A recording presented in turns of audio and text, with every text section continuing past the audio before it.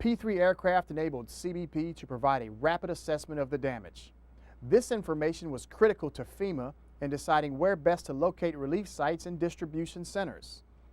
CBP personnel set up operations in Fort Walton Beach, Florida, to begin organized joint operations with FEMA and local authorities, and to begin assessing needs throughout the region. CBP air assets shuttled rescue workers, doctors, FEMA authorities, and others who required access to the most heavily damaged areas. We were here in advance. We started staging Saturday, and immediately following the disaster, we were in service and responding. CBP, specifically Air and Marine Operations, is directly supporting FEMA and the Rapid Needs Assessment Team. That's who we're here with today, is with the RNA, the Rapid Needs Assessment Team. That's the team that goes out into the field and immediately assesses the damage to the infrastructure, resources to deliver the supplies to help the people who obviously are in need of food and water and emergency medical care. We're taking a look at all that, supply routes, FLIR imagery to see if we have leaking hazmat, LP gas, things of that nature, and obviously most importantly search and rescue efforts. We're monitoring all of the air traffic and rescue effort and general deposition, video surveillance from the P-3s, from E-2s, right down to at the ground level with the Blackhawks. We do have our mobile command center, which has been very helpful, but as you know, in the disaster site, communications are exceptionally limited. We've resorted to line of sight with our handhelds, checking in with sector, and that's basically where we're at. Nextels, legal pads, we don't even have a computer inside. So it's truly just a matter of some skilled law enforcement officers and CBP agents making it happen. We're doing a lot of video imagery to assess, like I mentioned, leaking hazmats, gases, any areas that require search and rescue. We can direct Coast Guard resources into that location. So we're able to pinpoint, obviously, because the air crews are very skilled with the exact location, the latitude and longitude that we have to direct help to. We really are the eyes and ears for everything that's happening in the AOR.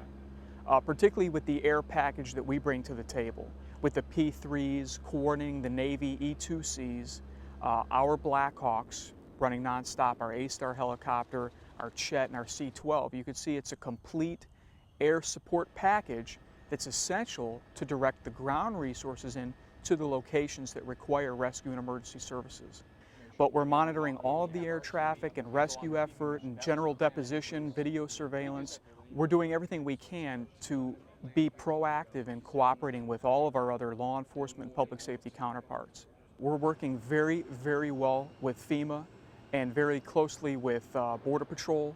I know we were aggressively involved in moving some BORTAC agents into the New Orleans area to assist with restoring order. It was our P-3s that moved those BORTAC agents. We're still missing over 10 people that are unaccounted for at the New Orleans Air Unit. So it's a challenge just to find our own people. CBP has offered their assistance to us, mentioned what we were doing, and the CBP said we have an airframe you can utilize to make you much more efficient. This will probably save us hours, if not days, on getting to the right place at the right time to maximize the use of our 40-person disaster medical assistance team and all the supplies that we bring to the table. Customs Border Protection has done an outstanding job of providing support, that is air support, for all of our missions going in, especially the first couple days when we needed most to get an idea of how much damage there were. That's the Rapid Needs Assessment Team that's come in, and the Customs Border Protection has done an outstanding job of providing that support that was so necessary and vital to get our arms around exactly how much damage we have and how much relief is going to be necessary. From FEMA's perspective, the search and rescue efforts, life safety, those things, everybody recognizes those are high priority items. The the National Disaster Medical System, NDMS, has already gone out and done the rapid needs assessment on the hospitals and the clinical facilities out there to see which ones are up and running. And then, of course, from the mass care and sheltering perspective, trying to get those relief supplies in, especially ice and water with the temperature like it is here, meals, the MREs, things like that. So what I've seen, what I know to be occurring right now is the supplies are in. It's just very difficult to get them to that downtown area right now.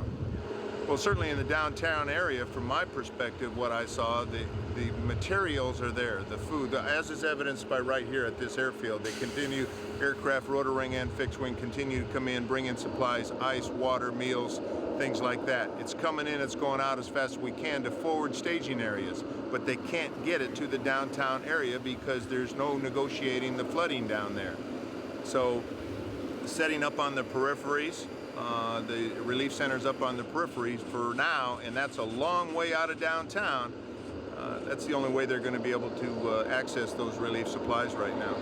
As you and I saw when we were flying over, many dozens of people on dozens of buildings, they are stranded up there. The water's so deep they can't get out.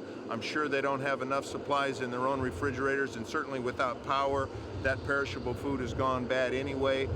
From their perspective, I'm sure it does look like FEMA's not doing enough right now because they don't have the food and the water they need. But as you and I both know, seeing what we've seen on the periphery and in an airfield facility like this, we are bringing in those supplies and trying our very best to get them to them.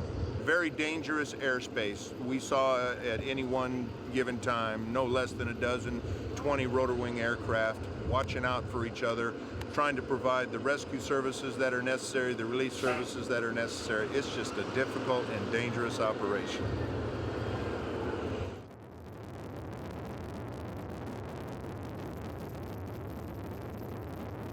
After the initial setup of air operations to provide rapid needs assessment for the entire Gulf Coast region devastated by Hurricane Katrina, CBP then went on to set up a larger base of operations in Hammond, Louisiana, to control the air and enforcement operations for the flood victims in the New Orleans area.